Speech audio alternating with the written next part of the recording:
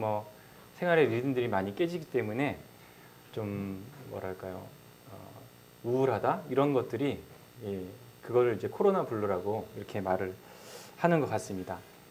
참 그렇게 우울하게 되면은 저희들이 또 어떤 마음의 활력이라든가 이런 것들을 많이 잃어버리고 또 잊어버리고 살아가는 경우가 좀 많이 있습니다. 오늘 제가 말씀을 나눌 주제는 하나님은 어떠하신 분이신가, 이렇게 또 이제 주제를 하고 싶은데요. 물 좀 마시고.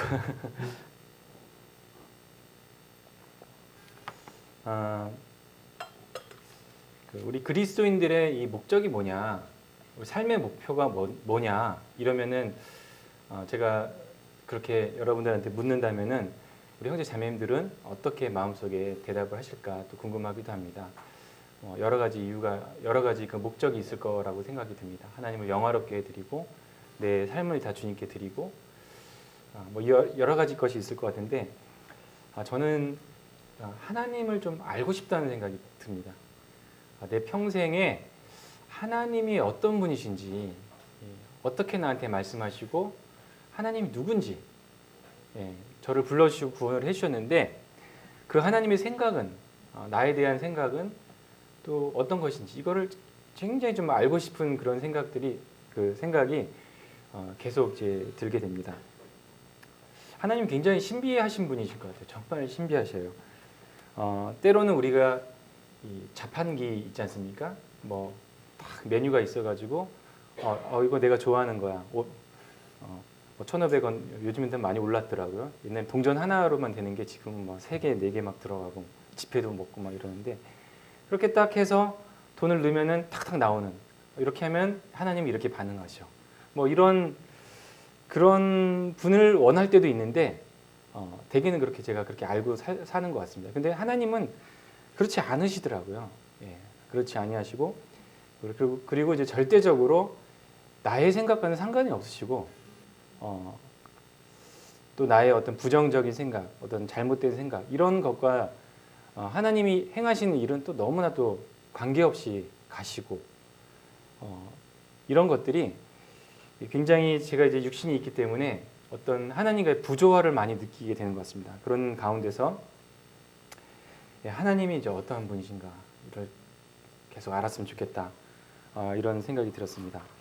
그래서 제목은 하나님은 어떠하신 분이시냐라는 것이 이제 큰 제목이고, 부제로는 마음이 상한 자에게, 통회하는 자에게 가까이 하시는 하나님, 이렇게 붙이면 좋을 것 같습니다.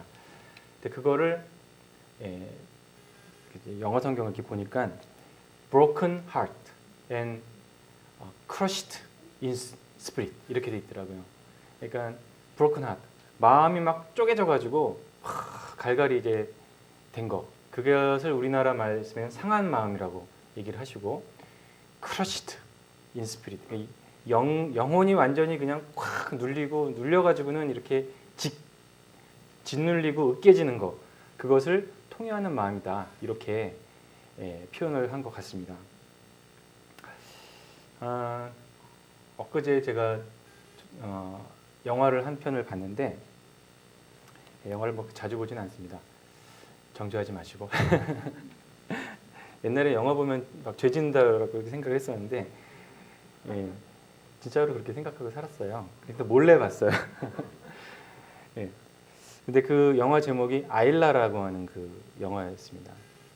근데 우리나라에서는 그렇게 잘 알려지지 않아가지고 별로 이렇게 히트를 못했지만은, 터키에서는 그게 굉장히 한 600만 관객이 이게 들었는데, 그게 터키 굉장히 거기가 우리보다 근대 문화가 좀 더 빨리 들어갔는데, 그 6손가락 안에 드는 6위를 한 그 영화래요. 내용이 뭐냐면은 실화를 바탕으로 한 겁니다. 이제 옛날에 6.25 전쟁 때 터키에서 군대를 이제 파병을 했거든요. 그 군대가 이제 우리나라에서 한 10,000명 정도 왔는데, 그 열심히 이렇게 싸우다가 전쟁 고아를 한 명 발견을 한 거예요. 여자아이 한 5살에서 6살 정도 되는. 그래서 이제 그 여자아이를 수색하다가 막 보니까 다 돌아가시고 걔만 혼자서 애처를 울고 추운 가운데 있는 그 아이를 이제 발견을 했습니다. 그래서 그 아이를 데려다가 터키 군인이 주변에서 막 만류하고 막 그 애를 데려다가 어떻게 할 거냐 이랬지만은 정말 키운 거예요. 근데 전쟁 중이니까 다 위험하지 않습니까? 다 모자라고. 그래서 어디서 키웠냐면 막사에, 자기 막사에 데려다가 침대를 하나 만들어주고 그 아이를 키웠습니다. 그래서 그 아이가 처음에는 이제 말도 잘, 그 터키 말이니까 어떻게 하겠습니까? 잘 모르다가 나중에 터키 말도 가르쳐주고 뭐 이러면서 그 아이가 점점 그 아이를 처음에 이제 구출해 준 사람이 이제 슐레이만이라는 그 하사였는데 아버지처럼 이제 의지하는 거예요. 예. 예, 그래서 그 아이가 대여섯 살 되면서 그 아버지처럼 의지하는 예, 그렇게 되니까 그 관계가 너무나 이렇게 깊게 형성이 됐습니다. 그래서 그 사람이 막 집에다가 맨날 편지를 보낼 때 이 아이가 이렇게 크고 있어요. 이 아이를 만났는데 이런 얘기를 하는 거예요. 그러다가 주변에서 계속 얘기를 하죠. 그렇게 자꾸 정을 붙이면 안 된다. 언젠가 헤어져야 되는데. 그래서 심지어는 그 사람은 그 아이를 이제 데려가려고 이렇게 생각까지 한 거예요. 근데 그게 잘 안 돼가지고 한국에 그 어느 앙카라 학원이라고 이제 그 고아들을, 전쟁 고아를 이렇게 모아다가 세운 그런 학원이 있는데 거기다가 맡겨두고 이제 헤어집니다. 근데 사실 우리가 저도 그때를 안 살아봐서 모르는데 그때 얘기를 들으면 너무나 끔찍하더라고요. 예전에 그 뭐 컴패션이라고 하는 그 어떤 구호 단체, 그 우리 자매님도 이제 그 얼마 정도 근무하셨는데 그걸 세우신 분이 한국의 6.25 때문에 이제 그것을 세우셨대요. 어느 날 이 사람이 밖에서 보니까 이 차가 막 다니는데 커다란 트럭에 쓰레기를 이만큼 담았대요. 봉지에 담아가지고 그게 계속 나오더래요. 어디를 가는데. 야, 이 먹고 살 것도 없는 이런 나라에 무슨 저렇게 쓰레기가 많이 나와. 알고 봤더니 전쟁 고아애들, 죽은 애들을 그 봉투에다 넣고서 그냥 이렇게 처리하기 위해서 하는데 그렇게 많이 죽었다는 거예요. 그러니까 그 아이도 아일라라고, 그 여자아이도 이름도 모르죠. 그러니까 아일라라고 하는 그 이름을 붙였는데 그 아이를 이렇게, 그 아이도 그런 운명이었는데 이제 그 사람이 데려다가 이제 키운 거예요. 그래서 이제 말도 통하고 정말 아빠처럼 의지하고 따르고 이렇게 때로는 이제 나중에 통역까지 하는 한국말을 조금 아니까. 자, 그랬는데 그 아이가 이제 그 아이를 이제 그 학원에다 맡겨놓고 이 사람이 이제 헤어졌습니다. 너무너무 그게 보고 싶은 거예요. 그 사람이 보고 싶어가지고 전쟁이 끝나고 나서 여러 가지 노력을 했는데 기록도 없고 아무것도 없으니까 또 우리나라 그 당시는 후진국이었잖아요. 그러니까 아무런 방법이 없어요. 그래서 그 여자애도 나중에 커가지고는 그분을 찾고자 하는데 터키 군인 이거 하나밖에 모르는 거예요. 그러니까 이제 둘이서 서로 이제 너무나 보고 싶어하고 그랬던 그런 이제 그러다가 이제 나중에 어떻게 또 무슨 다큐멘터리를 이렇게 만들게 되는 어떤 팀이 가게 돼서 알게 된 터키를 이제 방문하면서 터키 우리나라에 참전했던 그분들을 찾아다니면서 그런 다큐멘터리를 만드는데 그 사람들이 딱 오니까 그냥 그때 찍은 사진하고 뭐 이런 걸 그 슐레이만이라는 그분이 딱 갖다 주면서 나 이 사람을 꼭 좀 찾아달라. 이 아이를 정말 보고 싶다. 이렇게 얘기를 했습니다. 그래서 이제 쉽게 찾지는 못했던 것 같아요. 근데 그 방송국에서 한 6개월 정도 찾아가지고는 결국 찾아냈습니다. 그래서 두 분이 이렇게 딱 만나는데 항상 기도한 항상 그 아이를 보게 했어요. 그분을 만나게 이러다가 이제 만나게 됐습니다. 그런 거를 이제 영화를 이제 만드는 그 영화가 이제 아일라라고 하는 영화였습니다. 저도 이제 마음에 왜 그 사람이 그렇게 또 간절하게 찾을까? 예를 들어서 어디를 갔는데 대학생이었어요. 뭐 이래가지고 만났다 헤어지면 우리는 그렇게 그런 마음을 안 가졌을 것 같아요. 그런데 이제 저도 이제 아이들을 키워보면서 정말 아이들이 예쁘고 그 머릿속에서 이렇게 항상 떠오르는 때가 기어다니면서 이렇게 엄마 아빠를 보면서 엄마 아빠를 생각하고 말을 탁 하면서 엄마 아빠 막 이럴 때 그때의 어떤 그 감동. 지금은 저도 딸이 둘인데 다 커가지고 감동이 좀 없어지지만 그래도 이제 그때를 생각하면은 너무 또 개인적인 얘기는 또 되게 싫어하는데 그래서 막 어떨 땐 트러블도 좀 있잖아요. 사춘기 다 지나고 하니까. 근데 그러다가도 옛날 그 진짜 막 꼬물꼬물 이렇게 기어다니면서 뭐 이제 누워 있는데 뭐 제 입에다 뭐 넣어주고 큰 강아지처럼 그런 어떤 걸 생각하면은 참 또 옛날에 어떤 사랑들이 이렇게 좀 생각이 나고 이렇게 합니다. 근데 그러니까 그 사람은 그때 그 보았던 그 광경에서 이제 헤어졌기 때문에 항상 그 사람의 마음에서는 그 아이는 그 어릴 때 정말 자기가 또 전쟁을 하면서 그 사람도 굉장히 위로를 많이 받았거든요. 예, 나가서 싸우면 이제 집에 가면 아기가 아빠 하면서 달려오고 뭐 이런 것이 너무나 좋았었으니까 아마 그랬을 거라고 생각이 드는데 저는 그걸 보면서 하나님의 사랑이 그런 류의 사랑이 아닌가 이렇게 생각이 들었습니다. 정말 아무도 돌봐주거나 해줄 수 없는 그런 상황에서 우리를 구원하시고 또 우리를 그렇게 이뻐하시고 이뻐한다는 표현 참 좋은 것 같습니다. 하나님이 우리를 정말 이뻐하시고 사랑하시고 또 우리가 하나하나 이렇게 걸어가면서 살아갈 때 주님에 대해서 조금이라도 아는 지식이 있어서 아버지 이렇게 부를 때 이 하나님의 반응 정말 그것은 크다라고 생각합니다. 그럼 어떻게 하느냐? 저도 그런 마음이 있는데요. 저 같은 죄인도 애들에 대해서 그런 마음을 느낄 수 있는데 우리를 만드신 하나님은 우리보다도 훨씬 더 그런 감정이나 이런 것이 풍성하니까 당연히 우리 성도들을 바라보시면서 우리가 때로는 낙심하고 때로는 참 실패하고 항상 실패하죠. 뭐 때로는 실패합니까? 너무 적나라한가요?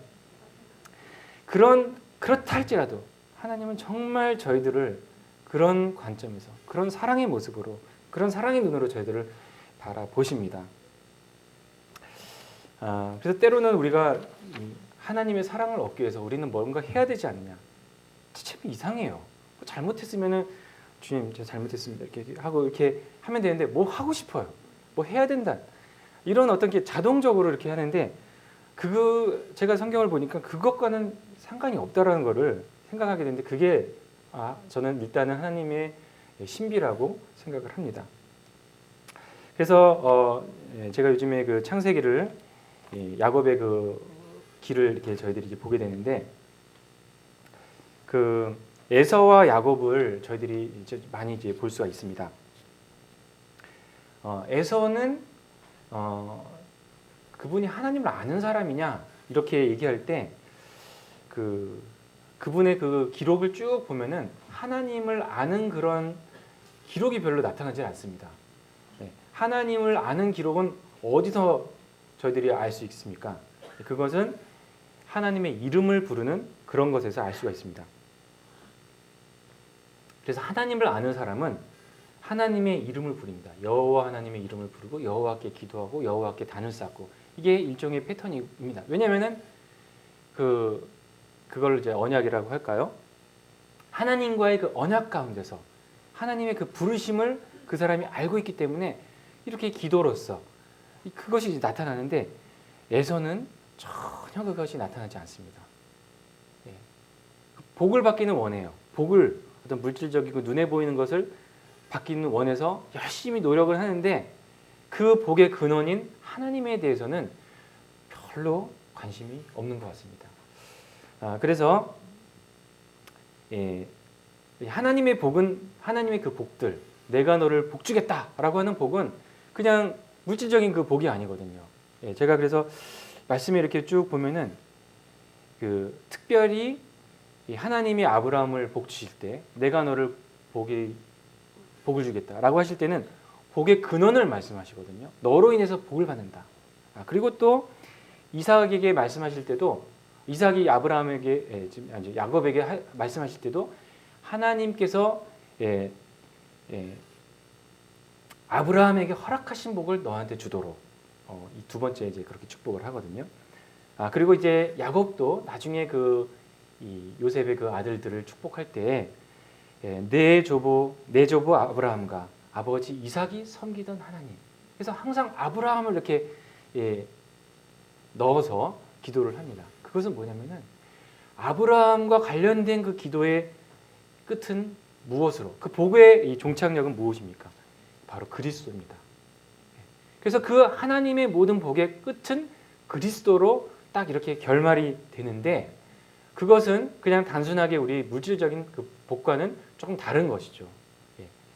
그래서 근데 이 에서는 그 복과는 정말 관계가 없이 어떤 눈에 보이는 그런 복들만 사모하고 살았습니다. 그렇게 평생을 살아갔습니다. 그는 그 길을 이렇게 그런 길을 이제 선택을 하고 그리고 그 자손들도 결국은 그렇게 선택을 하죠. 그래서 그 에돔 족속이 그렇지 않습니까? 아브라함의 자손이잖아요. 그러면 충분히 우리 하나님, 나의 하나님 이러면서 살아갈 수도 있었어요. 에돔이. 근데 전혀 그렇지 않고 나중에 이제 우상을 또 섬기고 그렇게 결과가 되죠. 그리고 그 중에 에돔 족속에 아주 유명한 그런 후손이 있습니다. 그 후손이 바로 아말렉 족속입니다. 참 얼마나 그 비극입니까? 그건 끈질깁니다. 나중에 그 에스더 때 그 하만이라는 사람이 그 아말렉 족속이었거든요. 참 그런 길을 선택한 그 참 불행한 부분들을 보게 됩니다. 그러나 야곱은 하나님을 선택을 했습니다. 그리고 에서하고 그 육신적인 사람과 영적인 사람의 어떤 차이를 보면은 가인도 비슷해요. 가인도 다 그냥 제물을 드렸어요. 그냥 하나님 안 받으셨어요. 아벨 거를 받으셨어요. 그러니까 그 마음에 뭐가 일어납니까? 내가 잘못했으면 이게 아니라 저 녀석을 죽여야겠다. 근데 똑같아요. 에서도 그랬어요. 하나님의 그 영적인 복을 야곱이 가로챘다고 생각을 하니까 내가 쟤를 죽여야겠다. 육신이 바로 그렇다고 생각합니다. 자, 그래서 이 야곱이 이 가족을 떠나서 이제 바단 아람에 있는 외삼촌에게 가게 되었습니다. 물론 말씀에 저희들이 보는 것처럼 야곱이 아주 잘하는 사람은 아니었습니다.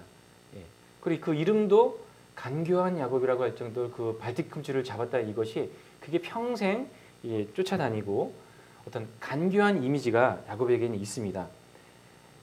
그리고 나중에 그 바단 아람에 가가지고 자기도 선수인데 이런 말 표현이 좀 자기도 정말 그런 아주 그런 모략과 이 술수에 능한 사람인데 거기 가니까 자기보다 한 단계 높은 그 나는 님 위에 띄운 놈 있다고 뭐 이러듯이 그 라반을 만나는데 이 사람은 더 이제 뭐 이 완전히 그 보니까 무슨 뭐 두뇌 싸움 무슨 치열한 전략 싸움 양을 뺐냐 안 뺐냐 막 이러면서 이렇게 딱 할 때 그 모습들이 그렇게 저에게 정직하게 다가오지는 않았습니다.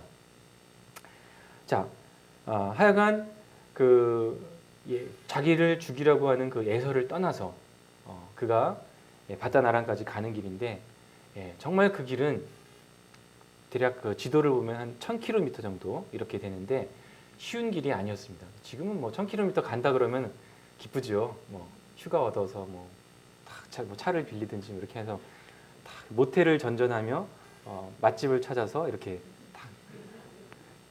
요즘에 그 트렌드니까 저희 우리나라 정말 많이 발전했습니다. 삶이 이렇게 라이프 스타일이 그렇게 발전이 됐죠. 근데 이때는 그런 게 전혀 없습니다. 스마트폰도 없으니 지도가 뭐가 있습니까? 그냥 길 따라 물어. 그래서 이 야곱이 참 처음 그 지나는 곳이 이제 브엘세바라고 하는 그 곳을 지나는데 밤이 되었습니다. 아무것도 없어요. 하늘이 그냥 별만 이렇게 떠 있고 다행히 비가 안 와서 다행인 것 같습니다. 그래서 바닥에다가 뭐 모포를 하나 이렇게 깔고 이렇게 눕는데 머리가 좀 허전해. 그래서 돌을 하나 가져왔고 돌을 그냥 비웠을까요? 딱딱할 것 같아요. 그 위에 한번 이렇게 저희 또 다른 것 옷을 한번 싸가지고 했을 것 같아요. 정말 처량하고 우울한 지금처럼 코로나 블루의 시대처럼 아주 우울했던 그런 다윗의 시간이었을 것입니다.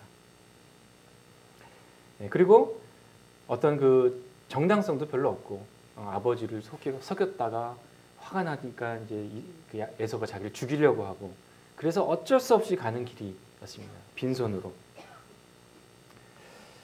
근데 하나님이 그때 나타나셨습니다. 창세기 28장 10절에 보면은 야곱이 브엘세바를 떠나 하란으로 향하여 가더니 한 곳에 이르는 해가 진지라. 거기서 유숙하려고 그곳에 한 돌을 가져다가 베개로 삼고 거기 누워 자더니 참 처량하게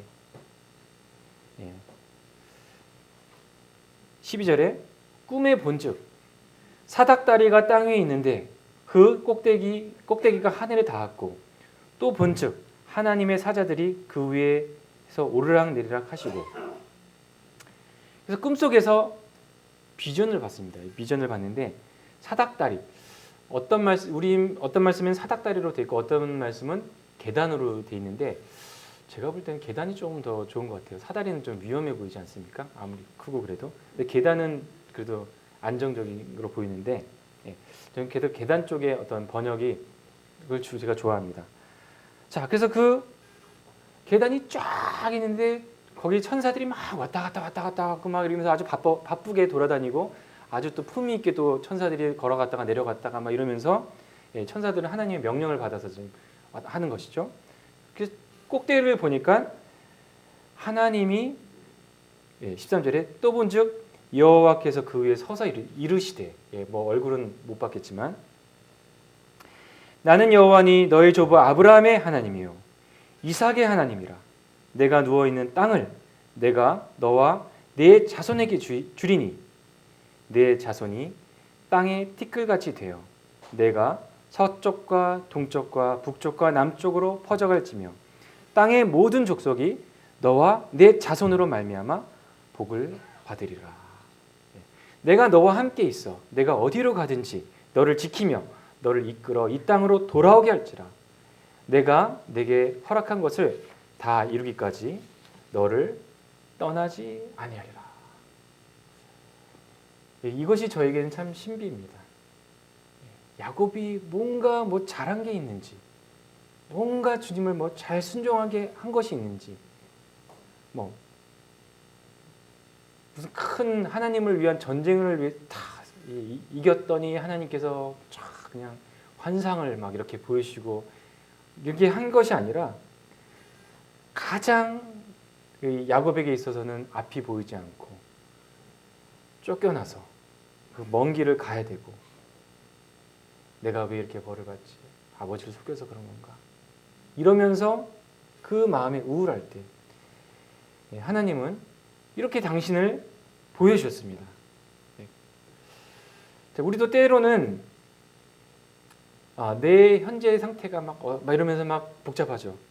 근데 하나님께서는 그런 걸 보시지 아니하신다는 것입니다. 그리고 하나님의 생각은 정말 우리에게 항상 선하시고 항상 좋으신 분이다. 왜냐? 우리에게 뭐가 있습니까? 우리 아무것도 없습니다. 단순하게 정말 죄 가운데서 힘이 없는 상태에서 하나님 저 도와주세요. 저 살려주세요. 이렇게 했던 우리를 이렇게 간청을 하고 구원을 요청했을 때 하나님은 우리에게 믿음을 주셔서 우리를 구원하셨습니다. 그런 우리가 너무나 사랑스럽고 소중하시기 때문에 하나님께서는 이렇게 야곱의 이때에 그거 하나 보시고 그리스도를 통해서 보시는 그분의 사랑을 인해서 우리에게 이렇게 허락하시고 당신의 약속을 물리치지 아니하신 분이십니다. 그렇지만 이것은 저에게 있어서 죽을 때까지의 미스테리라고 생각이 듭니다. 이 약속에서 야곱의 정말 이 힘들고 어려운 이 상태에 있을 때 이 계단, 이것은 무엇입니까? 수세기 동안 이 계단이 무엇인지 아무도 몰랐습니다. 근데 우리가 너무 잘 알고 있죠. 요한복음 2장에 보면은 인자 위에 천사가 오르락내리락 하는 것을 보게 될 것이다. 이 야곱의 가장 힘든 때 보여주신 그 환상과 그 비전이 바로 무엇이었냐? 그리스도를 보여주었던 것입니다. 정말 하나님의 신비, 하나님의 사랑, 참 너무나 놀랐습니다. 두 번째 상한 마음과 통회하는 마음, broken heart와 crushed in spirit을 보여주는 그 장면은 다윗을 통해서 저희들이 볼 수가 있습니다. 지난 수요일 날 사무엘상 21장을 형제 자매들과 같이 이렇게 나누었습니다. 21장에는 그 다윗이 성전에 가서 떡을 얻어먹는 그 장면. 근데 그냥 얻어먹지 않죠. 막 뭔가 좀 이상한 얘기를 했어요. 내가 임금님이 나를 보내셔서 특별한 임무가 있어서 뭐 이렇게 왔는데 뭐 떡이 있으면 좀 주세요. 뭐 이렇게 해서 떡을 이제 받아 먹었습니다. 그리고 또 이제 도망을 가는데 어디를 가냐면은 이 그 블레셋 왕 아기스한테 이제 갑니다. 가가지고는 그 요즘 말로 말하자면 이제 정치적인 이제 망명을 한 거죠.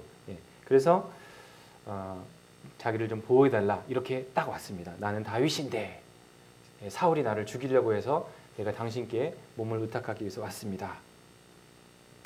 자, 그때는 지금처럼 스마트폰이 없던 시절입니다. 인터넷도 없으니까 뭐 이 사람이 다윗인지 증명할 수 있는 방법이 없습니다. 지금 같으면 이렇게 조회해보고 그러면 당신 맞군요 할 텐데 그런 것이 없었습니다. 그런데 그 신하들이 이 다윗에 대한 아주 치명적인 정보를 생각합니다. 아니 이 다윗이 누군지 아십니까? 우리의 원수 아닙니까?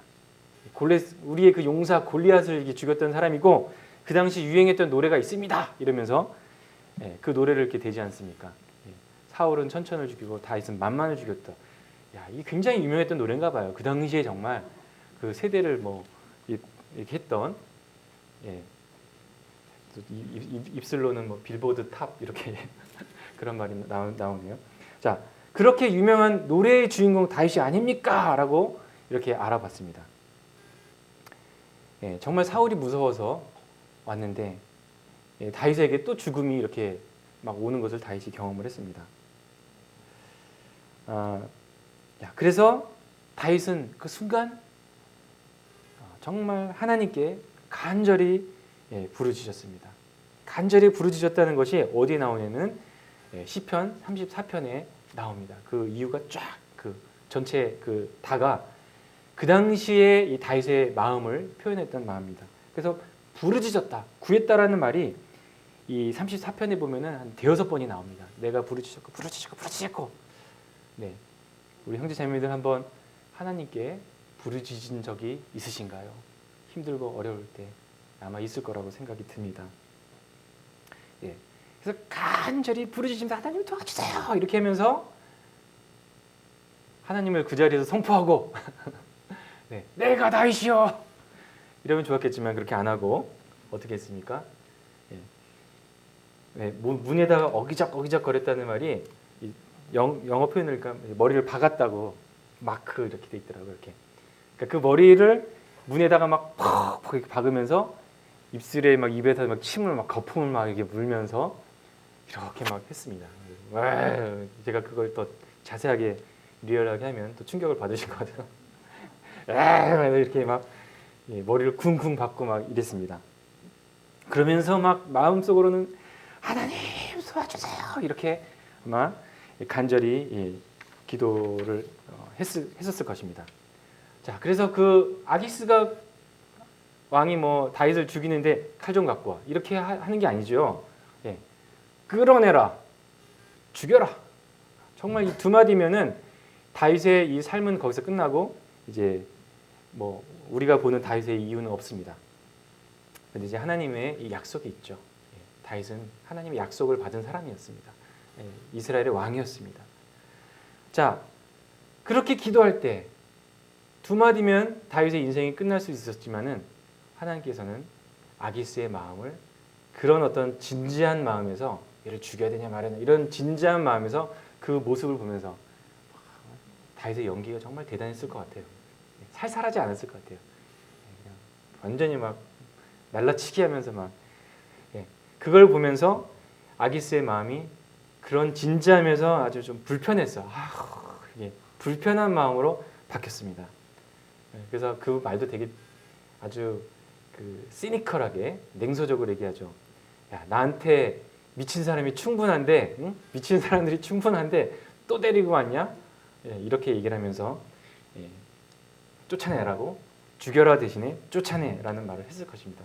그래서 좀 머릿속에 상상이 됩니다. 어떻게 쫓아냈을까요? 그 얘기를 딱 들었을 때 블레셋 병사들이 그 다윗의 양편에 팔짱을 딱 끼고서 가자! 이러면서 질질질 아마 끌고 나갔을 것입니다. 그러면서 그랬을 때 다윗은 침도 흘렸지만 그냥 그 윗니 아랫니를 다 이렇게 드러내면서 웃으면서 막 이렇게 가지 않았을까 이렇게 상상이 되지 않습니까?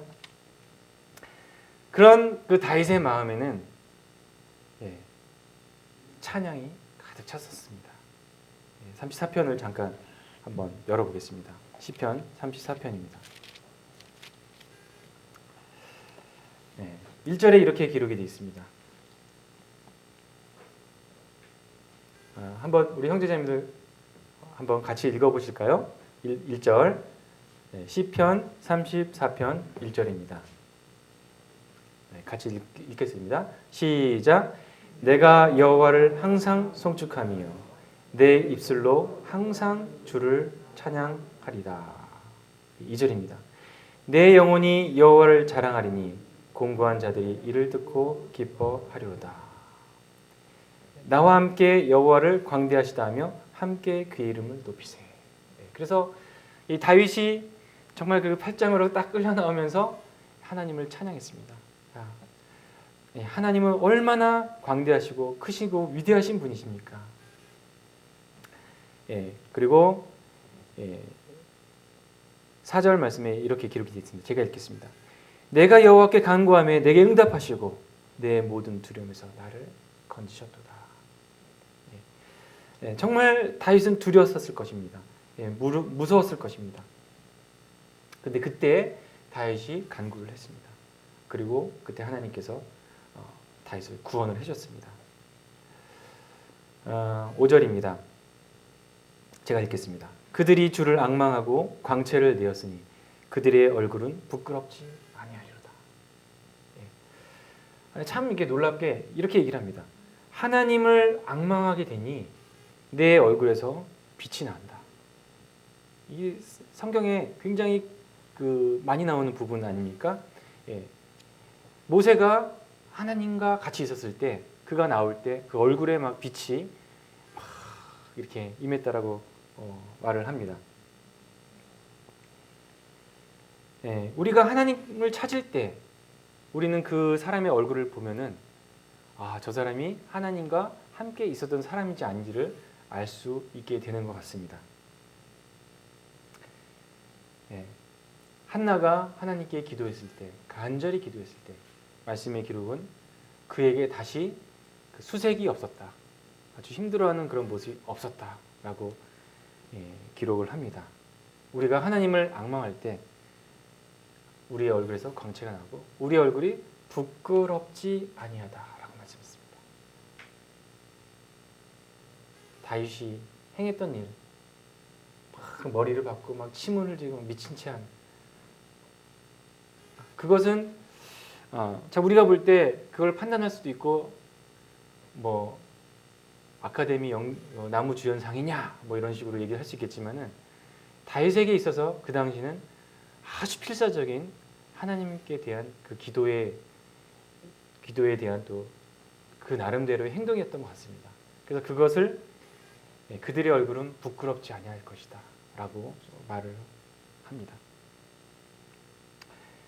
7절에 보면은 여호와의 천사가 주를 경외하는 자를 둘러치고 그들을 건지신도다.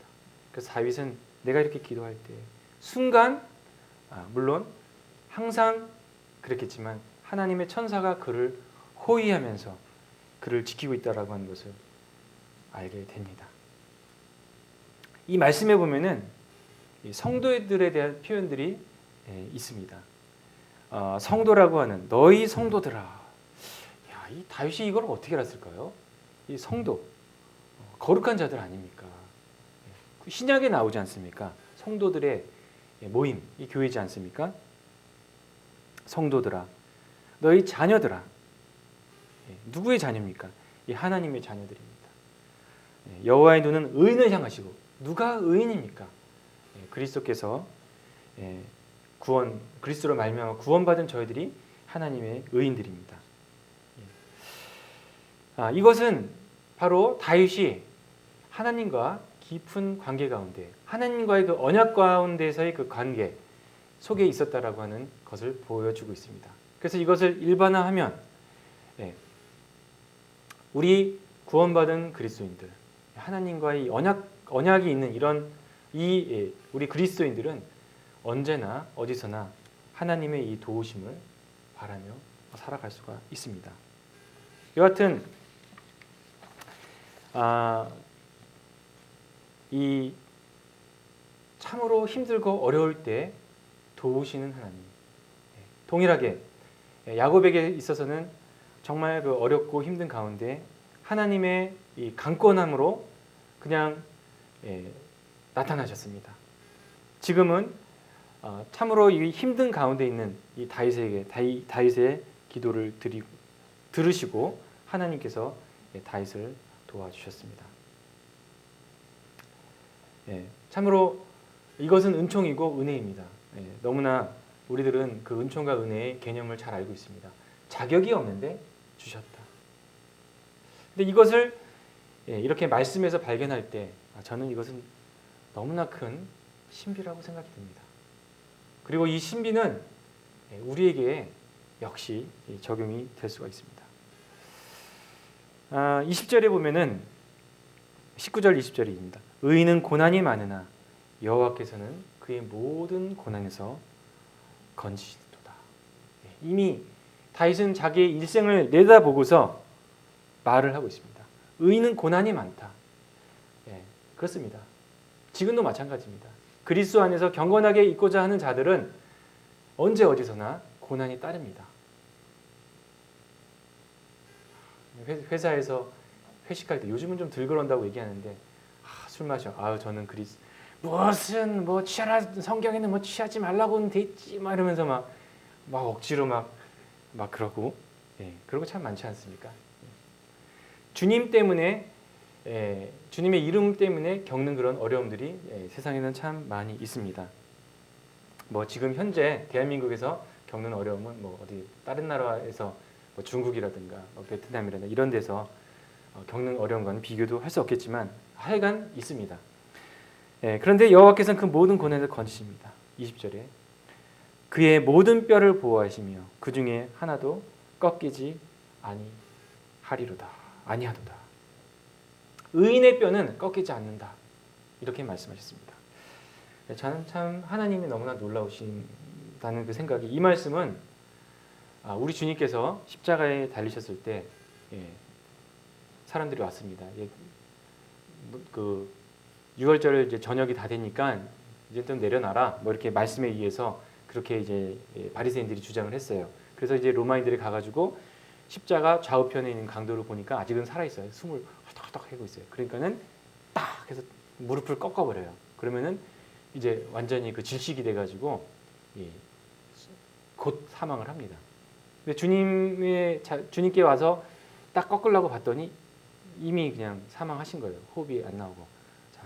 그래서 대신 이제 옆구리에 창을 찔러서 또 확인을 하죠. 그거나 되게 비슷한 것 같은데. 그런데 여하튼 이 말씀을 통해서 말씀을 분명히 인용하시거든요. 의인의 뼈는 꺾이지 않는다. 우리 주님은 의인이시기 때문에 꺾이지 않는다라는 그 말씀을 이 말씀을 통해서 인용을 하십니다. 그래서 이 말씀을 시편 34편 말씀에서는 우리는 그리스도를 또 발견할 수 있다는 것입니다. 그 놀라운 이 말씀이 그 놀라운 그 예언이 다윗이 가장 낮은 그때 그 기도를 통해서 하나님께서 보여주신다는 것이 참으로 놀랍습니다. 또 하나 마음이 상하고 통회하는 이 마음을 가진 사람이 과연 누구겠습니까? 바로 베드로입니다. 요한복음 21장에 보면은 우리 주님께서 이 베드로에게 베드로를 이렇게 만나 주십니다. 참 무슨 말을 한마디라도 하실 것 같은데 우리 주님께서 베드로에게 하시는 말씀은 참 그렇습니다. 누가복음에도 보면은 3번이나 나를 부인할 것이다. 근데 3번 부인했을 때 닭이 울더라 이렇게 돼 있고 그 다음에 베드로와 주님의 눈이 마주친다는 장면이 있습니다. 제가 찾지는 않겠습니다만 자 그렇게 딱 할 때 베드로가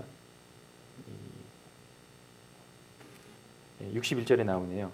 주께서 돌이켜 베드로를 보시니 베드로가 주의 말씀 곧 오늘 닭 울기 전에 내가 3번 나를 부인하라 하는 말씀이 생각나서 예, 몰라요 이렇게 딱 했는데 딱 주님과 이제 눈이 마주친 겁니다. 주님께서 한참 맞으시다가 딱 고개를 들어서 베드로를 쳐다봅니다. 그때 베드로가 닭 울기 전에 네가 나를 3번 부인할 거다라는 그 말씀이 생각이 나서 밖에 나가서 그냥 엉엉 웁니다. 부활하신 우리 주님께서 나타나셔서 베드로를 만나실 때 좀 기록이 됐으면 좋았을 것 같아요. 요한복음 15장하고 16절 사이에 조금 이렇게 한 15점 다시 이렇게 해가지고 베드로야 그때 네가 나를 그렇게 한 게 어떤 건지 아니? 내 마음이 어땠는지 아니? 죄송합니다. 근데 그런 말씀이 없고 대신 주님의 방법으로 말씀하십니다. 나를 사랑하느냐? 나를 사랑하느냐? 나를 사랑하느냐? 오히려 그렇게 말씀하시는 것보다 더 크게 베드로에게 더 영향을 주는 말씀이었을 거라고 생각됩니다. 그리고 주님은 계속해서 너는 돌이켜서 내 양을 먹이라, 내 양을 먹이라 이렇게 말씀하십니다. 참 우리 역시 마찬가지입니다. 우리는 결단코 야곱이나 다윗이나 베드로보다 저희들이 나은 자입니까? 날마다 승리하면서 살아가는 그렇지 못합니다. 물론 그것이 본은 아닙니다. 우리는 사도 바울이라고 하는 놀라운 저희들의 모본이 있습니다. 그러나 하나님께서는 우리 가운데 두신 그 언약, 우리와 함께 하신 그 약속, 우리의 이 정말 은혜 안에 들어온 저희들을 보시고 그리스도를 통해서 저희들을 보이시면서 하나님의 신비인 이 은혜와 자비로 저희들을 호위하십니다. 그래서 이러한 이 주님의 이 사랑으로 또 주님의 말씀으로 회복된 저희들은 주님의 주신 그 힘으로, 능력으로, 또 사랑으로 주님의 어린 양들을 먹이고 또 형제들을 굳게 하고 또 성도들의 발을 서로 씻겨주는 것입니다. 참 하나님은 제가 제목을 이제 하나님이 어떠하신 분인가 이렇게 얘기를 했는데 참 신비입니다. 저와 같은 자에게 은혜를 베풀으시고 자비를 베풀으시는 이 하나님의 사랑은 측량할 수가 없고 감당할 수가 없습니다. 그러나 우리의 성도들에게 있어서 나타난 너무나 놀라운 실제라고 하는 것을 생각하게 됩니다. 감사하고 마치겠습니다. 아버지 하나님, 참 저희들을 자녀로 불러주심을 감사드립니다. 저희들이 아버지라고 부를 때 참 하나님께서는 그 아버지라고 하는 그 음성을 그 부름을 거절하지 아니하시고 참으로 기쁘게 받으시고 참으로 사랑하십니다. 저희들의 어떤 생각과 상관없이 당신의 계획을 가지시고 당신을 나타내 보여주시고 또 저희들의 기도를 응답하시는 하나님의 놀라운 자비와 사랑과 은혜를 기억합니다. 저희들은 완벽하게 살기를 원하지만 그렇게 못 살 때가 참 많이 있습니다. 그러나 하나님께서는 그 모든 것을 통해서 참 저희들에게 이길 힘을 주시고 저희들을 일으켜 세우십니다. 저희들에게 남은 인생들이 있습니다. 말씀에 있는 것처럼 의인에게는 고난이 많지만 하나님께서는 그 모든 고난에서 우리를 구원하실 것입니다. 주님이 오시는 그날까지 저희들이 주님을 그와 같이 고대하며 저희들이 교제하며 기도하며 걸어가게 되기를 원합니다. 우리 함께하신 우리 모든 대한로교회 형제 자매들께서 이 주님의 사랑을, 이 신비를 저희들이 매일매일 경험하며 걸어가게 되기를 원합니다. 주님께 감사드리며 모든 말씀을 귀하신 주 예수 그리스도 이름으로 기도합나이다. 아멘.